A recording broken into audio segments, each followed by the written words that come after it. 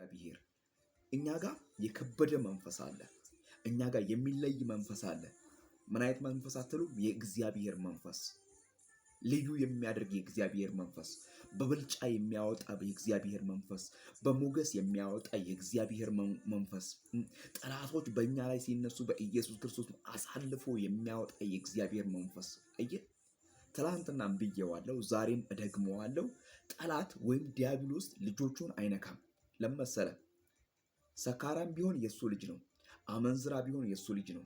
ክፉ ቢሆን የሱ ልጅ ነው። ምክንያቱም አባታቸው ዲያብሎስ ክፉ ስለሆነ ልጆቹም ክፉ ናቸው።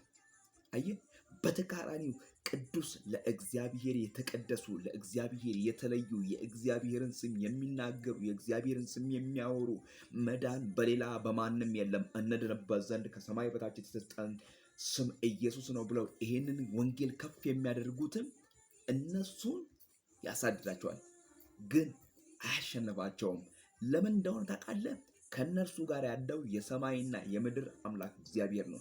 ከኔ ጋር ያለው የሰማይና የምድር አምላክ እግዚአብሔር ነው። ስለዚህ ወዳጄ፣ ወንድሜ፣ በማህበራዊ ሚዲያ ያለው አንተ የአባቴ ብሩክ፣ ዛሬ በዚህ ዘመን የእግዚአብሔርን ቃል ከፍ አድርግ፣ ታመልጣለህ። የእግዚአብሔርን ቃል ከፍ አድርግ፣ ትተርፋለህ። ከወዳጆች ታመልጣለህ፣ ከጠላቶች ታመልጣለህ። በወዳጆች ፊት በሞገስ ትወጣለህ፣ በጠላቶች ፊት በሞገስ ትወጣለህ። ቃሉን ይዘን ወተን ነው የተረፍነው። ቃሉን ይዘን ወተን ነው ከአደጋ ያመለጥነው።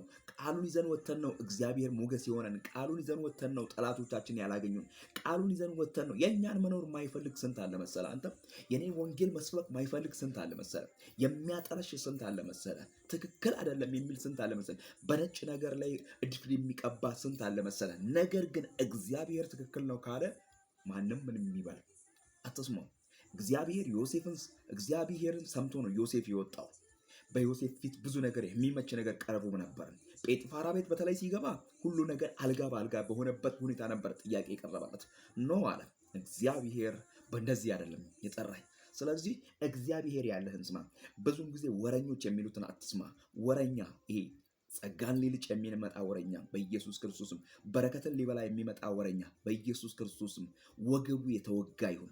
ምክንያቱም አንተ የእግዚአብሔርና የእግዚአብሔር ስም በአንተ ተጠርቷል። የከበረው የእግዚአብሔር ስም በአንተ ከመጠራቱ የተነሳ አንተ ደግሞ በሰማይና በምድር የከበረውን ልዑል እግዚአብሔርን ማክበርህን፣ ይህንን ወዳጅህም ጠላትህም በኢየሱስ ክርስቶስም አውቆ የሰማይን አምላክ እግዚአብሔርን ማመስገን አለበት።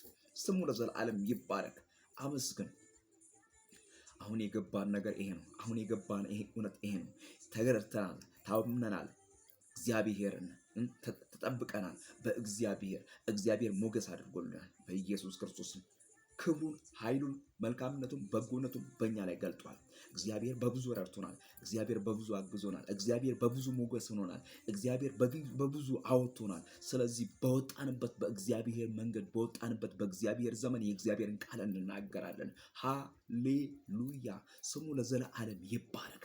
ከፍ አድርገን የእግዚአብሔርን ወንጌል እንናገር። አትፈር አባቴ፣ አትፈር። አይታፈርም በጌታ አትፈር። ኢየሱስ ጌታ ነው። በጌታ በኢየሱስ ክርስቶስ ሼም የሚባል ይሉንታ የለም። ጌታ ለዘላለም ይባረክ። ኢየሱስ ጌታ ነው። አውራው፣ ታላቅነቱን ተናገር፣ ኃያልነቱን ተናገር። ይሄን ስታደርግ የሞተው ነገር ይለመልማል፣ የጠፋው ነገር ይመለሳል። በኢየሱስ ክርስቶስም ኢየሱስ ጌታ ነው።